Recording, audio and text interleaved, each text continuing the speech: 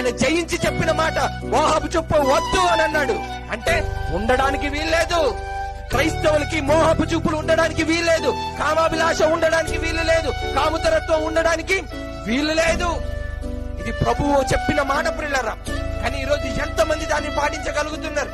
ఒకవేళ నిజంగా గనక మనిషి గనక దేవుని వాక్యాన్ని పట్టుకొని ఆ వాక్యాన్ని పఠించడం మొదలు పెడితే నిజంగా అందరూ ప్రభులు అయిపోరా చెప్పండి, మీరందరూ యేసుక్రీస్తులు అయిపోరా చెప్పండి?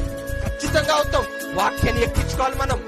మన దగ్గరే లోపం ఉంది ప్రియులారా, మన దగ్గరే తప్పు ఉంది ప్రియులారా. మనిషి రోజు రోజుకి చాలా దిగజారిపోయాడు ప్రియులారా.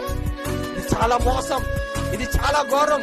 మనిషికి ఏంటంటే ఈ కాముతరత్వం ఎక్కువగా ఉండబట్టే ఇష్టం వచ్చినట్టు మనిషి బతుకుతున్నాడు. ఈ రోజు లేరా అలాంటి వారు చెప్పండి? ఆ కామ కోరికలతో నిండిపోయి పొరుగు వారి భార్యలను ఆశించేవారు ఖచ్చితంగా ఆ ప్రకారమే నాశనం అయిపోతారని అంటుంది దేవుని వాక్యం.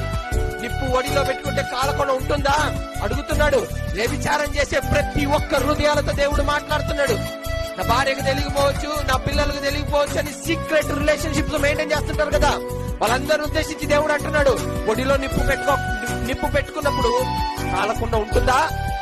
నిప్పుల మీద నడిచినప్పుడు మీకు కాలు కాలకుండా ఉంటుందా?